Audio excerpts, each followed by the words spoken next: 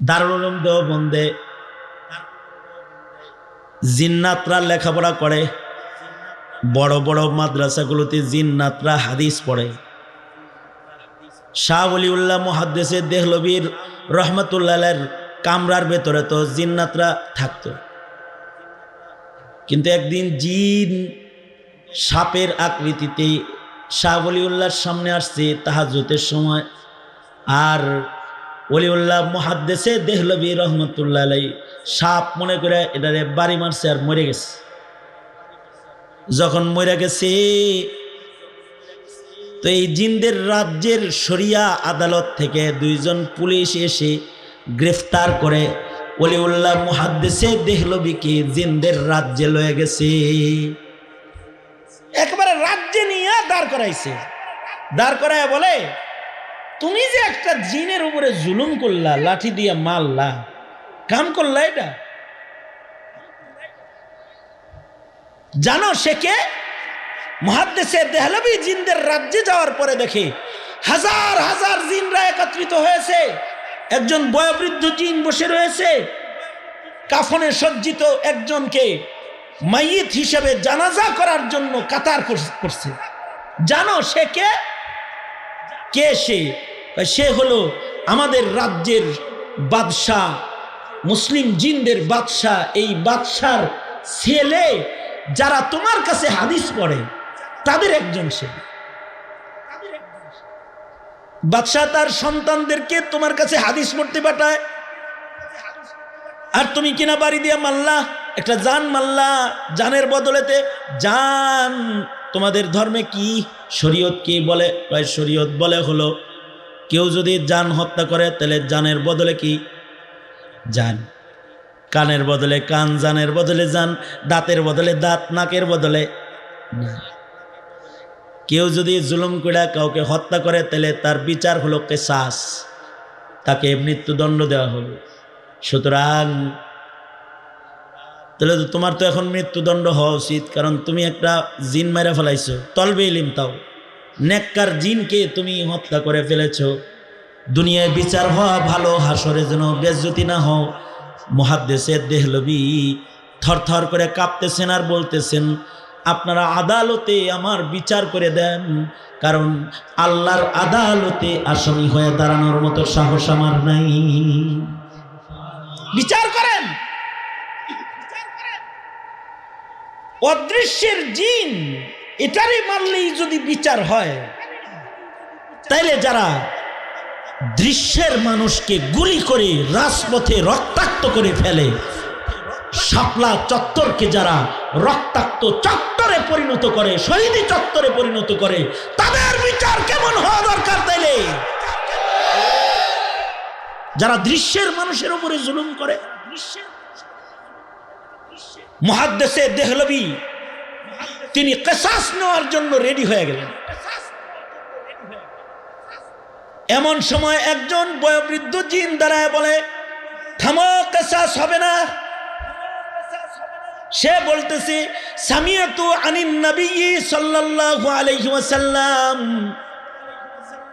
আমি আল্লাহর রাসূলের মুখে শুনেছি। তার মানে হলো এই জিনটা সাহাবী জিন। সুবহানাল্লাহ। আগামীকালকে বলেন সুবহানাল্লাহ। এই জিনটা সাহাবী জিন। সে বলতেছে, আল্লাহর রাসূলের কাছ থেকে আমি শুনছি, আল্লাহর রাসূল জিনদের যে বিধান বর্ণনা করেছেন সেটা হলো এই, জিনদেরকে আল্লাহ অদৃশ্যে চলার ক্ষমতা দিয়েছেন, কিন্তু জিনদেরকে আল্লাহ এ শক্তি প্রদান করেছেন, এতা শাক্কালু বি আশকালিম মুখতালিফাতিন, জিনরা যে কোনো সময় যে কোনো মুখতালিফ শেকেল তারা ধারণ করতে পারে। তারা মানুষের আকৃতিও ধারণ করতে পারে, তারা সাপের আকৃতিও ধারণ করতে পারে, তারা বিড়ালের আকৃতিও ধারণ করতে পারে। যে কোনো আকৃতিতে নিজেকে সে পেশ করার যোগ্যতা রাখে। এই ক্ষমতা জিনদেরকে অলৌকিকভাবে আল্লাহ তাআলা দান করেছেন। আল্লাহ পাকের আর একটা দামি সৃষ্টি হলো জিন্নাত। জিন এটা দামি সৃষ্টি, একেবারে কম দামি না, তো দাম আছে।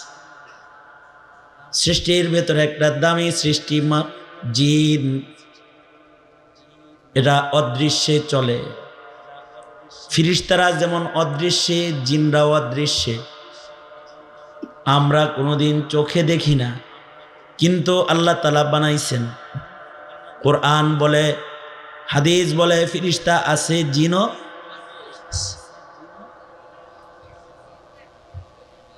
তবে জিন্নাতদের ভেতরে কিছু জিন আছে নেককার জিন, যারা আল্লাহর শরীয়ত মানে, আল্লাহ পাকের হুকুম মানে,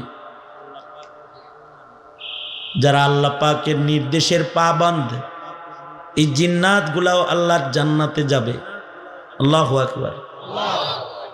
কিন্তু যারা আল্লাহর হুকুম মানে না, তারা হলো শয়তান জিন।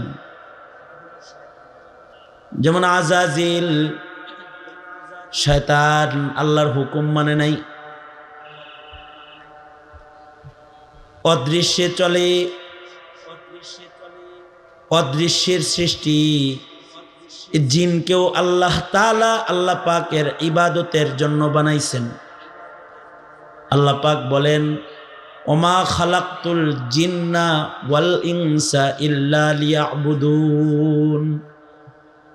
মানুষ এবং জিন, জিন এবং ইনসান উভয়কেই আল্লাহ তাআলা যে উদ্দেশ্যে বানাইছেন, উদ্দেশ্যটা হলো ইবাদত। উদ্দেশ্য কি? ইবাদত। কিন্তু আল্লাহ পাকের মুকাদ্দাস সৃষ্টি যেটা ফিরিস্তা, এরা কিন্তু শুধুই ইবাদত করে, লা ইয়াসুন আল্লাহ। তারা আল্লাহ পাকের বিরোধিতা কখনোই করে না, তারা কখনো গুনাহ করে না। আল্লাহ পাকের আজব অদৃশ্যের সৃষ্টি ফিরিস্তা, তারা কখনোই আল্লাহ পাকের নাফরমানি করে না। আল্লাহু আকবার। ফিরিস্তারা শুধুই মাত্র ইবাদত করে। তবে ফিরিস্তাদের জন্য কোনো শরীয়ত নাই। যাকে আল্লাহ তাআলা যে নির্দেশ করেছেন, সে শুধুই মাত্র সেই কাজ করে। যারে রূহ কবজ করার দায়িত্ব দিয়েছেন, সে রূহ কবজ করে। যারে বৃষ্টি বর্ষণের দায়িত্ব দিয়েছেন, সে বৃষ্টি বর্ষণ করে। যাকে সিংহায় ফু দেওয়ার দায়িত্ব দিয়েছেন, সে সিংহা মুখে লয়ে বয়ে রয়েছে। যখন আল্লাহ নির্দেশ করবে, দাঁড়িয়ে আছে যেভাবে, ওইভাবে আল্লাহর নির্দেশ পর্যন্ত দাঁড়িয়ে থাকবে। আল্লাহর রাসূল মেরাজ থেকে এসে বলে, ইসরাফিলকে দেখেছি এক পা সামনে এক পা পিছনে সিংহা মুখে নিয়ে ফুঁক দেওয়ার জন্য প্রস্তুত হয়ে দাঁড়ায় রয়েছে। সৃষ্টির পর থেকে দাঁড়ায় আছে, কিয়ামত পর্যন্ত দাঁড়ায় থাকবে। লা ইয়াসুন আল্লাহ, কখনো বসবে না, কখনো আরাম করবে না। যেভাবে আল্লাহ দাঁড় করায় রেখেছেন, এভাবে সে কিয়ামত পর্যন্ত দাঁড়ায় থাকবে। যখন নির্দেশ করবেন ফু দেওয়ার, তখন ফু দিবে।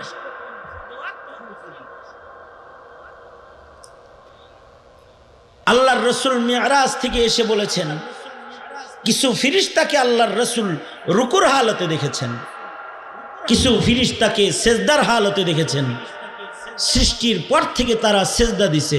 আমাদের মতো ঠুকুর ঠাকুর না, একটু পরে মাথা উঠে বসে দেখবো যে কি ডানে বামে কি ইমাম সাহেব আছে না নাই।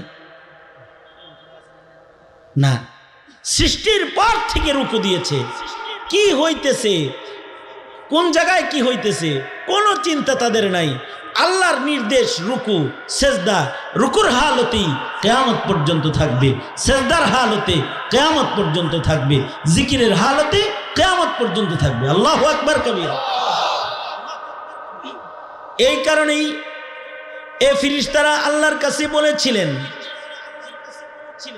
নাহনু নুসাব্বিহু বিহামদিকা ওয়া নুকদ্দিসু লাক। ওগো আল্লাহ, আমরা সব সময় আপনার ইবাদত করি, তসবিহ পড়ি, আপনার জিক্র আজকার করি, আপনার হামদ সানা করি, আপনার নির্দেশ মেনে কদম কদম আমরা চলি। এরপরেও কেন আপনি আবার মানুষ বানাইবেন? ইবাদতের জন্য নতুন করে মানুষ বানাইবেন কেন? আল্লাহ তাআলা ফিরিস্তাদের উত্তরে বলেছেন, ইন্নী আ'লামু মা লা তা'লামুন। আমি যা জানি তা তোমরা জানো না। তোমরাও ইবাদত করো, কিন্তু মানুষও ইবাদত করবে। মানুষদেরকে আলাদা ইবাদতের জন্য বানাইছি, যেমন জিনকে আলাদা ইবাদতের জন্য বানাইছি, মানুষকে এরকম আলাদা ইবাদতের জন্য বানাইছি। কারণ ফিরিস্তাদের আল্লাহর নাফরমানি করার ক্ষমতা নাই, এই ক্ষমতাটাই আল্লাহ তাআলা তাকে দেন নাই। যাকে আল্লাহ নাফরমানি করার ক্ষমতাই দেন নাই, সে নাফরমানি না করাটা এটা কোনো ক্রেডিট না। কিন্তু যাকে নাফরমানি করার ক্ষমতা দিছেন, এরপরেও যদি নাফরমানি না করে, এটা হলো সফলতা। ফিরিস্তারে তো নাফরমানি করার ক্ষমতাই দেন নাই।